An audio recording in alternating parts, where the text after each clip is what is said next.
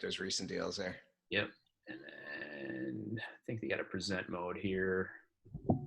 Yeah, should work. Perfect. All right. So some recent property deals that we did. There we go. First one's in Wilkes-Barre, PA. That's like Northeast PA. This is actually not a residential one. It was a mixed use. Yep, right on a main drag in Wilkes-Barre. And that first floor there, the old RCA sign, that was actually retail space. And then the second floor was actually a two-bedroom apartment. And Paul, we were all in at 22.5 on this one. Mm-hmm. And we found a cash buyer from New York for $30,000. And so she had a net profit there of 7.5. And Facebook Marketplace, right, Mike? I'd say you sold that baby, right? So, yeah, that's been pretty hot lately. More and more people use it, and I think it's becoming equivalent to like what Craigslist was a few years ago. So it's becoming widely used. Steve, do you use it to buy anything? No, I don't. I'm not. I know I need to ramp up my Facebook. It's I'm waiting till they actually get big. Mm-hmm. You know, Facebook itself. I still don't know if it's. No, I'm kidding. Yeah. No, totally. We buy actually a lot of like little stuff off that, and we sell a lot of junk on there too. It's like, they have the yard sale thing. So it's handy for everything. Real estate's just getting bigger and bigger on it. I think you're going to see that continue to grow more and more. What did we learn about a year and a half ago, Mike? Maybe 2 years ago? Yeah, two years and change. And early on, I would say it was a lot of tire kickers, not serious people. But now it's coming. Real buyers go to it. It's not some first-time wholesaler type of thing. They just did a course. Yeah. So it's becoming like, again, this guy's a cash buyer. This Northeast PA is hot market for New York buyers. It is. So I talked a lot of like New York phone numbers and New York buyers for this, and finally got one under contract. We had a few potential owner finance offers already too, but ultimately ended up on the cash one. Yeah, always take the cash first. Yeah, that's the key. Get in and get out. That's a nice then, little one for. That's a nice little profit return on 22.5. And we knew going into that it's going to be around 30. We marketed just for everyone's purposes at 35, but talking with the agent, they basically said low 30s, and that's where the comps were for a commercial in this space. So we kind of hit a number we knew we would get at. Yep. It's a good little one. And that is becoming a very popular market anywhere in the Poconos and the Wilkes-Barre area. Scranton's really growing. So it's amazing what's going there. A lot of New York people. That trend is going to continue, by the way, out of the cities and into the suburbs and to rural areas. That trend you'll see continue. As long as this bullshit keeps going on in every city where they're destroying everything, it's going to continue to keep on going. Yeah. Unfortunately, it's a negative thing, but it's a good thing for rural areas. Yeah. Hey, Mike and Paul, for this one, obviously, since it's mixed use, I mean, what their intent is? I mean, are they like looking for like a little tiny business? What are they gonna turn this into an apartment, or any clue? Yeah, I mean, they're gonna renovate it and definitely rent out the second floor apartment. I didn't really ask what their intended use was for the first floor, but I'm guessing they're gonna look for some kind of a business to rent it out. Yeah, it's a good retail strip up there. That area is good retail strip. So they'll run out to somebody. It's just got to be, in this environment anymore. It's got to be the right type of business, I would guess. Yeah. And again, it's on the main drag, and you can't see from here, but I believe there's like 5 or 6 parking spots in the back. So you have some parking too. That's a bonus. Yeah, it's got to be a destination, like, destination type place like it was there. Television stuff. Yep. All right. You want to go to the next one, Mike? Sure. Yes, there we go. Marshall, Texas. This is pretty rural, right? You going to get into it? Yeah, I mean, this one. So Marshall, Texas. I never heard of the town until Paul. You thought it was that university. Marshall. Yeah. We are Marshall. Yeah. So this was in East Texas, and this one, it was a unique property.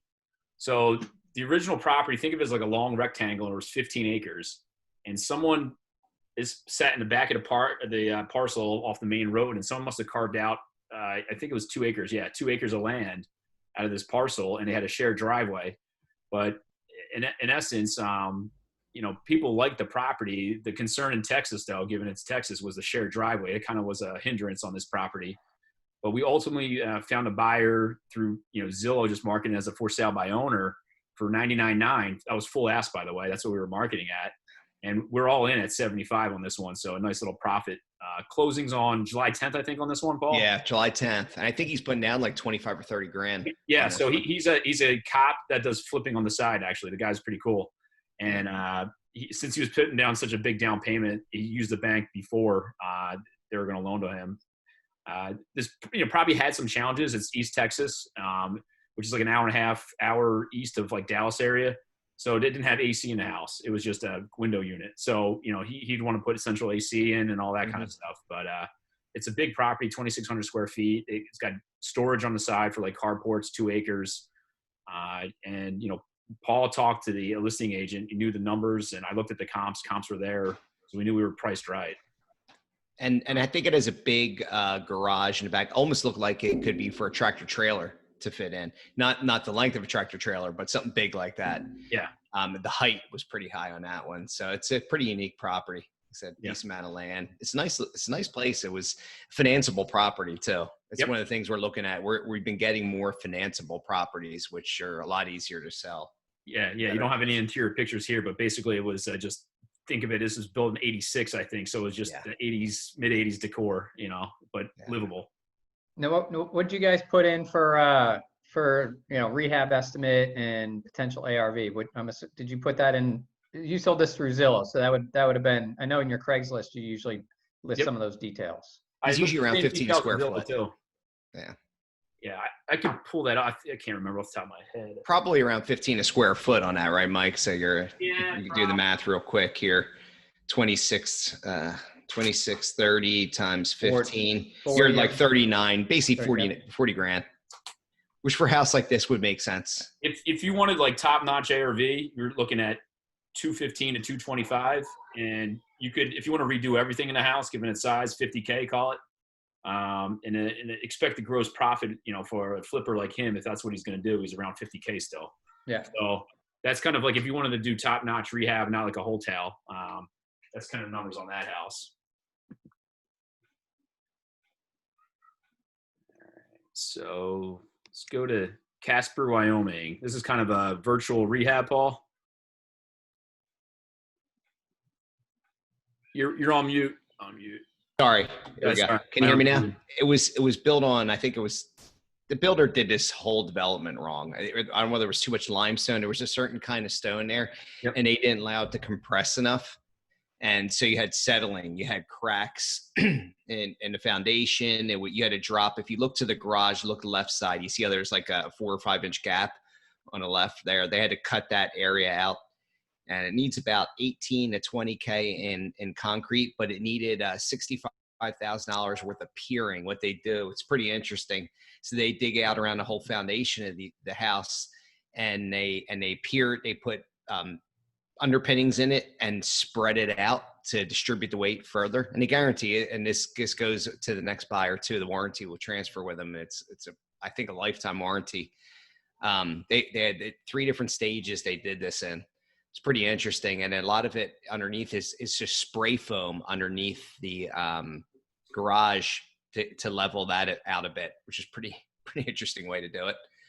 The basement needs some concrete work redone in there, and then in and around the front door and the garage, and then the back patio needs some more done. The interior is in great shape. It really needs nothing other than paint, fix a couple of door frames, spackle some of the cracks that form there. So you're probably talking about $5,000 on interior repairs. If I throw appliances in there, maybe another $1,500, because I think it only needs a dishwasher and a fridge. It has the other stuff. It was built in 2015, I believe, in this one, and the neighborhood's $250,000 neighborhood. So do pretty good in this one. I wouldn't even mind moving to this one. It's beautiful. Yeah. So where is this in the process? Have you done the foundation work yet? Yeah, all that stuff is done right now. We're getting concrete bids on it. So we had a couple bids. We're getting one more bid here, and we'll see when these guys can get out here.